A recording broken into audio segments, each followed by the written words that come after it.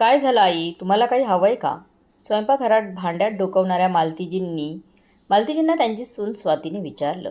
तेव्हा त्या आश्चर्याने म्हणाल्या, "सुनबाई, मी अजून नाश्ताही केला नाही, पण इथे सगळी भांडी रिकामी आहेत. मी चहा नाश्ता करायला स्वयंपाकघरात आली होती, पण इथं काहीही ठेवलेलं नाही." मालतीजींनी आश्चर्यचकित होऊन विचारलं. तेव्हा स्वाती म्हणाली, "पण आई, आज 1 तारीख आहे. तुम्ही विसरत आहात. तुम्हाला घ्यायला मोठा भाऊ आणि वहिनी येतच असतील. म्हणून मला वाटलं की आज तुमचं जेवण तिथंच बनवलं असेल. म्हणूनच मी तुमचा नाश्ता बनवला नाही." आपल्या सुनेचे बोलणे ऐकून मालतीजी स्तब्ध झाल्या आणि आश्चर्याने आपल्या सुनेकडे पाहू लागल्या. मग निर्लज्जतेचे हद्द ओलांडत स्वाती म्हणाली, "माझ्याकडे एवढ्या आश्चर्याने का बघत आहात आई? तुमची आमच्या घरी राहण्याची वेळ संपली आहे. मी काही चुकीचं तर बोलले नाही ना?" हे ऐकून मालतीजी म्हणाल्या, "हे बघ सुनबाई, मोठ्या सुनेने मला हे सांगायला फोन केला होता की तिला 2 दिवसांसाठी माहेर जायचं आहे. तर ती आता मला 2-3 दिवस तिच्याकडे नाही ठेवू शकत." हे ऐकून स्वाती चांगलीच संतापली आणि म्हणाली, "तुमच्या दोन्ही मुलांनी आणि सुनांनी मिळून ठरवलं होतं की आम्ही तुम्हाला 1 महिना करून आमच्याकडे ठेवू. मग महिन्याच्या पहिल्याच दिवशी वहिनींना असं काय झालं, म्हणजे वहिनींना तिच्या माहेरी जावे लागलं? असे मला माहीत आहे की हे सर्व त्यांचे डावपेचच आहेत, जेणेकरून ते आणखी 2 दिवस तुमच्यापासून मुक्त होऊ शकेल.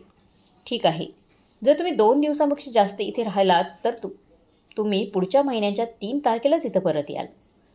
मोठ्या बहिणीलाही तुम्हाला 2 दिवस जास्त ठेवावे लागतील." स्वाती स्पष्ट शब्दात म्हणाली. हे ऐकून मालतीजींचे डोळे अश्रूंनी भिजले. ते शांतपणे त्यांच्या खोलीत परतल्या आणि त्यांचे पती सुंदरलालजी यांच्या फोटोसमोर जाऊन बसल्या. "ऐकलत तुम्ही? काय म्हणाली तुमची धाकटी सून? आता मी या सगळ्या लोकांवर ओझं झालं आहे. एक जास्तीचा दिवसही लोक मला सहन करू शकत नाहीत. जर मोठा मुलगा मला न्यायला आला नाही, तर धाकट्या सुनेने मला नाश्ता देण्यासाठीही नकार दिला. इतकं सगळं ऐकून घेण्याआधी देव मला त्याच्याजवळ का नाही बोलावून घेत?" बोलता बोलता मालतीजी यांच्या डोळ्यातून अश्रूच्या धारा वाहू लागल्या. मग काही वेळाने आपले अश्रू पुसत म्हणाल्या की आता मी तिच्याकडे जेवणही मागणार नाही. जर तिने स्वतःहून मला जेवण आणून दिले तरच मी जेवण करेन, नाहीतर मी उपाशीच राहीन, कारण माझ्याजवळ आता दुसरा काही पर्यायही नाही. असंही उपाशी राहून जास्तीत जास्त मी मरेन ना? यापलीकडे तर काही होणार नाही ना? इतकं लाचार तर मालतीजी यांना त्यांचे पती गेल्यानंतरही वाटले नव्हते, जितकं आज त्यांना जाणवत होतं. त्यांना त्यांच्या मुलांच्या आणि सुनेच्या राजवटीत फसवणूक होत असल्याची भावना जाणवत होती. 2 तासानंतर लहान सुनेने मोलकरणीच्या हातून जेवण तर पाठवले, पण आता ते जेवण त्यांना भीक दिल्यासारखं वाटत होते.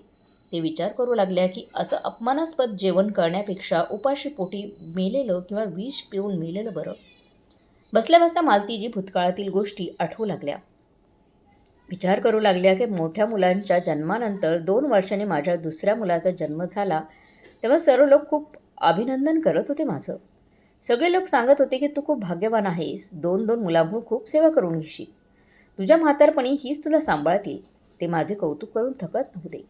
पण आता काय झालं? माझं आयुष्य तर नरकपेक्षा कमी राहिलं नाही. जोपर्यंत हे जिवंत होते तोपर्यंत माझी मुले आमच्या प्रत्येक गोष्ट ऐकत होते. दोन्ही सुनांपैकी एकीचीही हिंमत नव्हती उलट काही बोलण्याची. एक एक काम मला विचारून करायच्या. पण हे जाताच दोन्ही मुलांनी आणि सुनांनी मला न विचारता माझ्या खाण्यापिण्याची आणि माझ्या राहण्याची सुद्धा वाटणी करून घेतली. एकदाही मला विचारण्याचा प्रयत्न केला नाही की माझी इच्छा काय आहे. या लोकांनी त्यांच्या सोयीनुसार माझ्या राहण्याची आणि जेवणाची व्यवस्था केली. अरे, म्हातारी झाली म्हणून काय झालंय? शेवटी मी यांची आईच आहे ना. भिकाऱ्यासारखी अवस्था करून ठेवली आहे माझी माझी या लोकांनी. मालतीजी आपल्या दिवंगत पतीच्या फोटोकडे पाहून डोळ्यातून अश्रू रोखू शकल्या नाहीत. त्या रडू लागल्या. सुंदरलालजी यांना आणि मालतीजी यांना आपल्या 2 मुलांचे संगोपन करण्यासाठी खूप संघर्ष केला होता. त्या दोघांनी या मुलांच्या संगोपनात कोणतीही कसर सोडली नाही. सुंदरलालजींची सरकारी नोकरी होती, पण मुलांचे शिक्षण, शाळेची फी, आईवडिलांची औषधं असा सर्व खर्च भागवण्यासाठी त्यांचा संपूर्ण महिन्याचा पगार सहज निघून जात होता. त्यामुळे घरातील कामे केल्यानंतर मालतीजी शिलाईचे काम करत होत्या. शिवाय लोकरीचे कपडे बनवून दुकानात पुरवत होत्या, ज्यामुळे त्यांची काही प्रमाणात होऊ लागली होती. पण जेव्हा त्यांची दोन्ही मोठी मुले झाली, तेव्हा त्यांनी त्यांची इज्जतीचा धाक दाखवून मालतीजींना हे काम करण्यास नकार दिला. तेव्हा मालतीजींनी कोणताही विरोध न करता त्यांचं म्हणणं मान्य केले होते. सुंदरलालजी आणि मालतीजी यांनी खूप मेहनत घेऊन हे मोठे घर बांधले होते. त्यानंतर दोन्ही मुलांनी शिक्षण पूर्ण केले. आज दोघे चांगली नोकरी करू लागले. सुंदरलालजींनी आपल्या 2 मुलांचे मुकेश आणि राकेश यांचं लग्न मोठ्या उत्साहात आयोजित केले. त्यांची दोन्ही मुलं आणि सुना त्यांचा पूर्ण आदर करत होते. पण कोरोनाच्या काळात सुंदरलालजी अचानक हे जग सोडून गेले. त्यानंतर घराचा पूर्ण कायापालट झाला होता. दोन्ही मुलंही राम लक्ष्मणासारखी राहत होती, आता ती भांडू लागली होती. सुंदरलालजी आणि मालतीजी यांनी मोठ्या महत्त्वाकांक्षेने बांधलेलं घर आता 2 तुकड्यात विभागलं गेलं होतं आणि 2 स्वतंत्र घरांमध्ये रूपांतरित झाले होते. घराचे 2 तुकडे झाल्याने मालतीजींच्या हृदयाचे हजारो तुकडे झाले होते.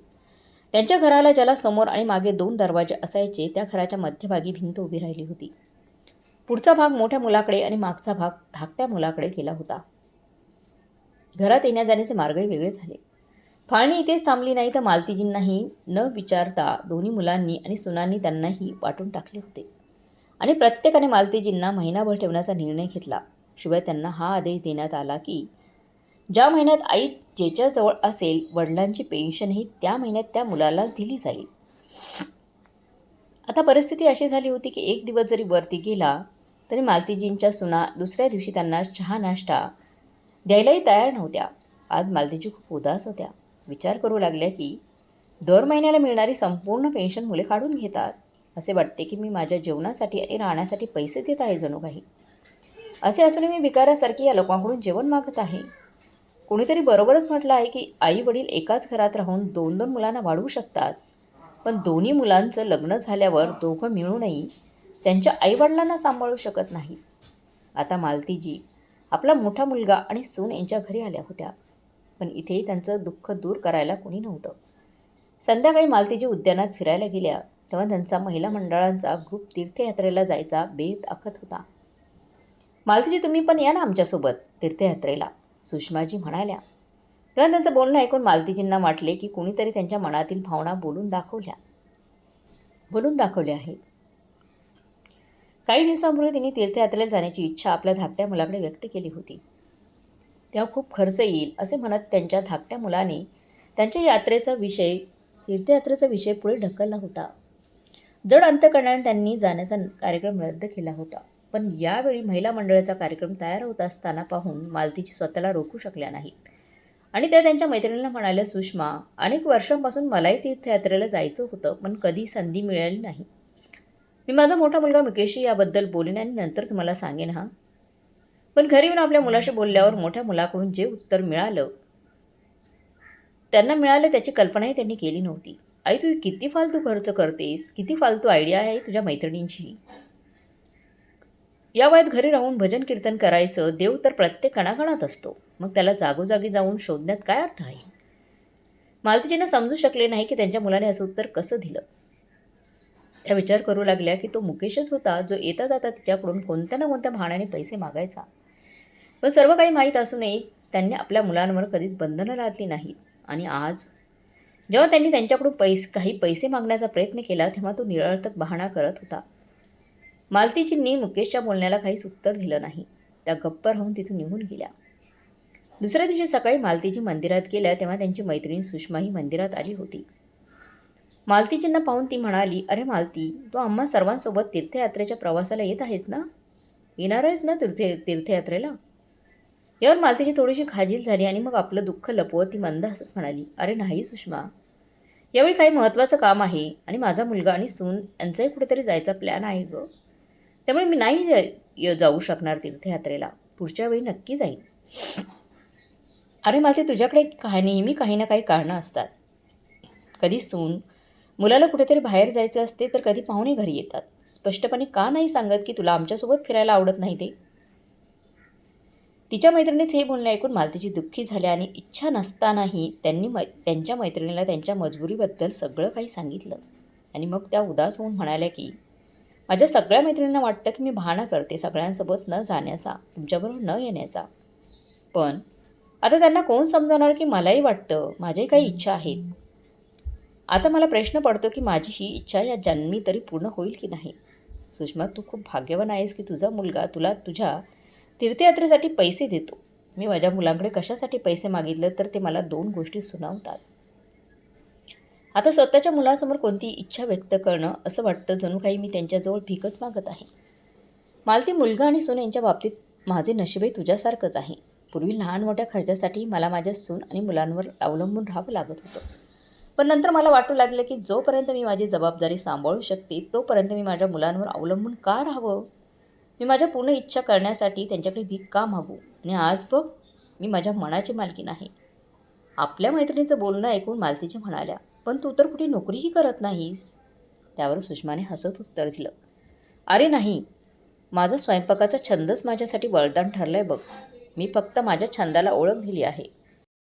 जेव्हा मी मोबाईलवर यूट्यूब चालवायला शिकले तेव्हा माझ्यासारख्या अनेक वयोवृद्ध महिला स्वतःचे यूट्यूब चॅनल चालवून स्वतःच्या पायावर उभे असल्याचं पाहिलं.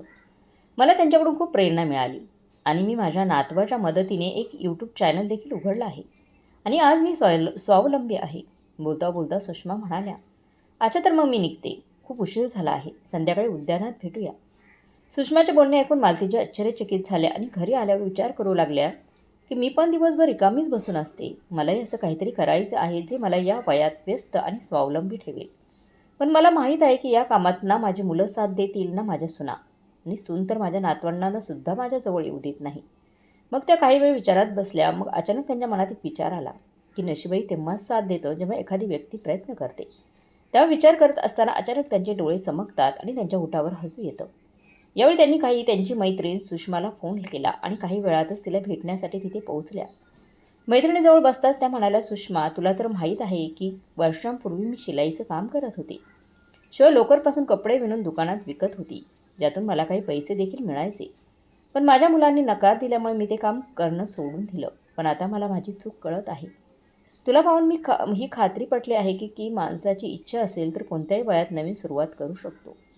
मलाही तुझ्याकडून प्रेरणा मिळाली आहे. मलाही माझे स्वतःचे यूट्यूब चॅनल उघडायचे आहे, ज्यामध्ये मला शिवणकाम शिकवणे किंवा स्वेटरपासून नवीन नवीन डिझाईन बनवणं असे विविध गोष्टी शिकायच्या आहेत.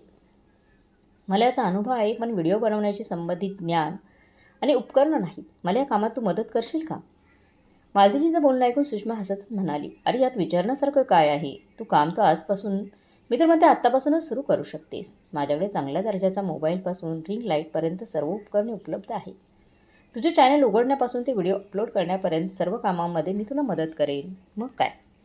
मालतीजी दुसऱ्या दिवशी सकाळी त्यांची मैत्रीण सुषमा यांच्या घरी पोहोचल्या. थोड्याच वेळात सुषमाने यूट्यूब चॅनल बनवून दिलं आणि मग व्हिडिओ बनवण्याची तयारी सुरू केली. सुरुवातीला कॅमेरासमोर येऊन बोलायला त्यांना थोडं वेगळं आणि विचित्र वाटत होतं. पण त्यांनी हार मानली नाही. जसं तसा व्हिडिओ बनवला आणि यूट्यूबवर अपलोड केला. पण त्या नाराज झाल्या, कारण त्यांनी बनवलेल्या व्हिडिओला फक्त 15 ते 20 लोकांनीच पाहिलं. त्या रोज सकाळी सुषमाकडे येऊन व्हिडिओ बनवून यूट्यूबवर अपलोड करू लागल्या. पण खूपच कमी लोक त्यांचा व्हिडिओ पाहत होते. भरपूर मेहनत करूनही त्यांना चांगला प्रतिसाद मिळत नव्हता. शेवटी त्या हिंमत हारून घरी बसल्या. कदाचित यातच सर्व काही आहे असं म्हणून त्यांनी त्या परिस्थितीला स्वीकार करण्याचा निर्णय घेतला. पण नंतर एका आठवड्यानंतर मालतीजी यांना सुषमाजी यांचा फोन आला आणि त्यांनी मालतीजीला यांना जे काही सांगितलं ते ऐकून मालतीजी यांना स्वतःच्या कानांवर विश्वास बसला नाही. त्यांच्या आनंदाला पारावर उरला नाही. सुषमाजी यांनी सांगितलं की मालतीजी यांचा एक व्हिडिओ व्हायरल झाला आहे. त्याला आता 25 लाख लोकांनी पाहिलं आहे. आज मालतीजी यांना एक नवीन आशेचा किरण दिसू लागला होता. त्यांच्या मनात जगण्याची एक नवीन उमेद निर्माण झाली होती. त्यांच्यातील आत्मविश्वास आता वाढला होता आणि त्यांनी पुन्हा जोमाने आत्मविश्वासाने व्हिडिओ बनवण्यास सुरुवात केली आणि मग त्यानंतर त्यांच्या एकामागून एक व्हिडिओ व्हायरल होत गेले. आता त्यांना त्यांची इच्छा पूर्ण करण्याची वेळोवेळी संधी मिळत होती. शिवाय स्वतःच्या कामाला मेहनतीला एक नवीन ओळखही मिळाली होती. 2 महिन्यांच्या आतच त्यांच्याकडे त्यांची पहिलं पेमेंट आलं. आत्तापर्यंत त्या व्हिडिओ बनवण्यापासून व्हिडिओ एडिट करण्यापर्यंत सर्व गोष्टी स्वतः करू लागल्या होत्या. पहिलं पेमेंट येताच त्यांनी सर्वात आधी स्वतःसाठी एक चांगला कॅमेरा असलेला मोबाईल आणि काही महत्त्वाचे साहित्य विकत घेतले. जेव्हा हे सामान घेऊन ते त्यांच्या घरी पोहोचल्या तेव्हा त्यांच्या खोलीत ठेवू लागल्या. तेव्हा त्यांची मोठी सून ज्योती हैराण होऊन कधी त्यांच्याकडे कधी सामानाकडे पाहू लागली. परंतु मालतीजी यांनी आपल्या सुनेची पर्वा न करता व्हिडिओ बनवण्यास तयारी करू लागल्या. पण त्यांच्या सुनेला हे सर्व पाहून सर्व गोष्टी लक्षात आल्या होत्या. ज्योती मोठ्याने ओरडू लागली की अच्छा, तर सकाळ संध्याकाळ याच कामासाठी तुम्ही बाहेर जात होत्या, तर हे सगळं सुरू करण्याआधी तुम्ही आम्हाला एकदाही विचारणं तुम्हाला गरजेचं वाटलं नाही. मोठ्या सुनेचं बोलणे ऐकून मालतीजी यांना राग तर खूपच आला. पण त्यांनी या सगळ्या गोष्टींचे दुर्लक्ष करत आपल्या खोलीचा दरवाजा बंद केला आणि व्हिडिओ बनवू लागल्या. तिकडे धाकटी सून जेव्हा तिच्या मैत्रिणींसोबत किटी पार्टीमध्ये गेली तेव्हा तिच्या मैत्रिणी तिला सांगू लागल्या की अरे स्वाती, तुझी सासू तर यूट्यूबवर खूप धमाल करते आहे. हे ऐकून स्वातीला तर आश्चर्य वाटले, पण सोबतच ती हैराणही झाली. पण जेव्हा तिच्या मैत्रिणीने स्वातीला तिच्या सासूचे व्हिडिओ दाखवले तेव्हा तिच्या पायाखालची जमीन सरकली. ती ताबडतोब घरी आली आणि घरी येताच तिच्या नवऱ्याचे कान भरू लागली. तर तिकडे आज मालतीजी खूप आनंदात होत्या, कारण आज पहिल्यांदाच त्यांनी एक स्वतः एकटीने व्हिडिओ तयार करून स्वतः आपल्या यूट्यूब चॅनलवर अपलोड केला होता. पण व्हिडिओ बनवून झाल्यानंतर त्यांच्या खोलीचा दरवाजा उघडतात त्यांची दोन्ही मुले आणि दोन्ही सुना त्यांची शाळा करण्यासाठी उभेच होते. दरवाजा उघडताच ते मालतीजी यांच्यावर तुटून पडले. आई, हा काय तमाशा सुरू केला आहेस तू? आम्ही काही कमी ठेवली होती का? तुझ्या सुना देखील कधी जेवण देत नव्हत्या का? या वयात तू घरी बसून देवाची पूजापाठ केली पाहिजे, भजन कीर्तन केलं पाहिजे आणि तू हे सर्व सोडून हे सगळे काय करत आहेस? आपल्या लहान मुलांचे बोलणे ऐकून मालतीजी म्हणाल्या की बाळा, मी हे सारं काम माझ्या इच्छेनुसार करत आहे. मला आवड आहे म्हणून करत आहे. माझा छंद आहे म्हणून मी करत आहे. मला तर माहीतच आहे की मी कामाची आधीपासूनच किती आवड होती. पण आत्ता कुठे मला माझ्या या कामाला नवीन ओळख निर्माण करून देण्याची संधी मिळत आहे. तर यात चुकीचं काय आहे? मालतीजी यांचं बोलणं एक मोठी सून म्हणाली की मला तर कळतच नाही आहे की बाबा गेल्यानंतर तुम्हाला हा तमाशा का करावासा वाटत आहे. पूर्ण परिसरात आमचे नाक कापले गेले आहे आणि ते फक्त तुमच्या कामामुळे. मोठ्या सुनेचे बोलणे संपताच त्यांचा मोठा मुलगा म्हणाला, आई, जर तुला हे सर्व करायचं असेल तर दुसरीकडे जाऊन हा तमाशा कर. आमच्या घरात राहून हा तमाशा करण्याची काही गरज नाही. मालतीजी ज्या बऱ्याच वेळापासून आपल्या मुलांच्या आणि सुनाच्या गोष्टी ऐकत होत्या हे पाहून हैराण झाल्या की ज्या सुना कालपर्यंत एकमेकांशी बोलणं तर दूरच पण एकमेकांचा चेहराही बघत नव्हत्या, आज त्या त्यांच्या सासूच्या विरोधात एकत्र येऊन बोलत होत्या. पण त्यांच्या मुलांचे कडवट शब्द ऐकून त्यांचा संयम आता संपला होता. आत्ता गप्प बसणं त्यांना उचित वाटले नाही आणि रुबाबदार आवाजात त्या म्हणाल्या की बस, खूप झालं हा आता. खूप काही बोललात तुम्ही आणि मी खूप काही ऐकून घेतलं मी, पण आता नाही. आपल्या मुलांचं संगोपन करताना एकदाही माझ्या मनात असा विचार आला नाही की हीच मुले पुढे जाऊन इतकी घाणेरडी वागणूक देतील आम्हाला. तुमचे वडील जाताच मी तुमच्या आईला आईचा दर्जा न देता एक फुटबॉल समजून दर महिन्याला 1 तारखेला किक मारून आपल्या दुसऱ्या घरातून बाहेर काढून टाकत होतात. 2 वेळेचं जेवणही असे तरसवून देत होते जसे एखाद्या भिकारणीला देत आहेत. आपल्या मुलाकडे पाहत मालतीजी म्हणाल्या की तू मला विचारत होतास की काय कमी ठेवली आहे तुम्ही? अरे, ज्याच्याजवळ मी राहत होते तिथे माझी संपूर्ण पेन्शन मी देत होती. फुकट खात नव्हते मी तुमच्या घरी. पण एका तीर्थयात्रेला जाण्यासाठी तुमच्याकडून काही पैसे मागितले तर तुम्ही लोकांनी स्पष्टपणे नकार तर दिलाच, पण सोबत 4 गोष्टी मला ऐकवल्यात. वा बाळांनो वा, तुम्ही तर चांगलेच पान फेडलेत मग तुमच्या आईचे, आईच्या प्रेमाचे. चांगलं झाले की तुमचे वडील तुमचे हे रूप पाहण्यासाठी या जगात नाहीत, नाहीतर ते जिवंतपणे मेले असते. मी तुम्हाला सर्वांना विचारते की म्हातारी झाली म्हणून माझ्या सर्व इच्छा संपल्या आहेत का? माझी इच्छा होत नाही कुठे बाहेर जाण्यासाठी. मला नाही वाटत का बाहेर फिरायला जावं. पण बाळांनो, चूक तर माझीच आहे ना. ज्यावेळेस तुम्ही या घराचे 2 भागात तुकडे केले तेव्हाच मी गप्प बसले नसते तर आज हा दिवस पाहायला मिळाला नसता मला. या घरात 6 खोल्या होत्या, तुम्ही त्यांची 2 भागात विभागणी केली. त्यात तुम्हाला प्रत्येकी 3-3 खोल्या आल्या. पण मी माझ्या स्वतःसाठी कोणतीही जागा सोडली नाही. सगळं तुम्हाला दिलं ना. पण मला आता माझी ही चूक दुरुस्त करायची आहे पोरांनो. आता या घराचे 3 भाग होतील. हे ऐकताच मुलांच्या आणि सुन्यांच्या भुवया उंचावल्या. त्यावेळी त्यांचा लहान मुलगा आश्चर्याने म्हणाला की आई, काही विचार तर करून बोल. हे काय बोलतेस तू? 3रा भाग कशासाठी आणि कोणासाठी करायचा आहे तुला घराचा 3रा भाग? तेव्हा मालतीजी म्हणाले की तो 3रा भाग माझ्या स्वतःसाठी असेल. आत्तापासून मला माझ्या स्वतःसाठी 2 खोल्या वेगळ्या पाहिजेत. 1 खोली मला राहण्यासाठी आणि एक जी खोली आहे ती मला माझी व्हिडिओ बनवण्यासाठी मला हवी आहे. आणि हो, आजपासून मला माझी स्वयंपाक ही वेगळी पाहिजे, जिथे मी स्वतः माझ्यासाठी माझा स्वयंपाक बनवू शकेन किंवा एखादी नोकरानी ठेवील. मी माझ्या स्वतःसाठी स्वयंपाक बनवणारी बाई कामाला ठेवीन. तुम्ही लोक मला एक दिवसही सहन करू शकत नाहीत. एक दिवसही वर गेला तरी मला चहा नाश्ता देत नव्हतात. पण आता खूप झाला हा. आता ही तुमची आई 2 भागात विभागली जाणार नाही. आता मी आत्मनिर्भर आहे आणि स्वतःची जबाबदारी स्वतः उचलू शकते. मालतीजी यांचे बोलणे ऐकून दोन्ही सुना त्यांच्या नवऱ्यावर बोलू लागल्या. या खोलीचे 3 भाग अजिबात होणार नाहीत. आम्ही फक्त 2 खोल्यांमध्ये अजिबात राहणार नाही. दोन्ही मुले काही बोलण्याआधीच मालतीजी त्यांना म्हणाल्या की आभार माना की मी तुमच्याकडून खोलीचं भाडं मागत नाही आहे. आणि जर तुम्हाला माझं म्हणणं मान्य नसेल तर ठीक आहे. तुम्ही तुमचा बंदोबस्त दुसरीकडे कुठेही करू शकता, पण ह्या घरात तुम्ही राहू शकत नाही. आणि हो, आजपासून मी माझा स्वतःचा खर्च स्वतः करणार आहे. त्यामुळे मला माझ्या आयुष्यात कुणाचाही हस्तक्षेप नको आहे. मी माझं पेन्शनही तुम्हाला देणार नाही. मालतीजी यांचं बोलणं ऐकून दोन्ही मुलं आणि सुना गुपचूप उभे राहून त्यांच्याकडे पाहतच उभे राहिले. त्या सगळ्यांना विश्वास बसत नव्हता की त्यांच्या आईमध्ये इतका आत्मविश्वास, स्वाभिमान आला तरी कुठून. परंतु आता त्यांच्याकडे ना तर प्रश्न विचारण्याचा अधिकार होता, ना काही बोलण्याचा अधिकार होता. आणि ना उत्तर मिळण्याची उमेद होती. मित्रांनो, मला आशा आहे की तुम्हाला आमची ही कथा आवडली असेल. तुम्हाला काय वाटते, मालतीजींनी जो परखडपणे घेतलेला निर्णय तुम्हाला कसा वाटला? खरंच असा निर्णय घेणं गरजेचं आहे का? कमेंट बॉक्समध्ये नक्की कळवा. आणि आजची ही कथा आवडली असेल तर लाईक, शेअर, सबस्क्राईब नक्की करा. भेटूया पुढच्या व्हिडिओमध्ये. तोपर्यंत धन्यवाद मित्रांनो.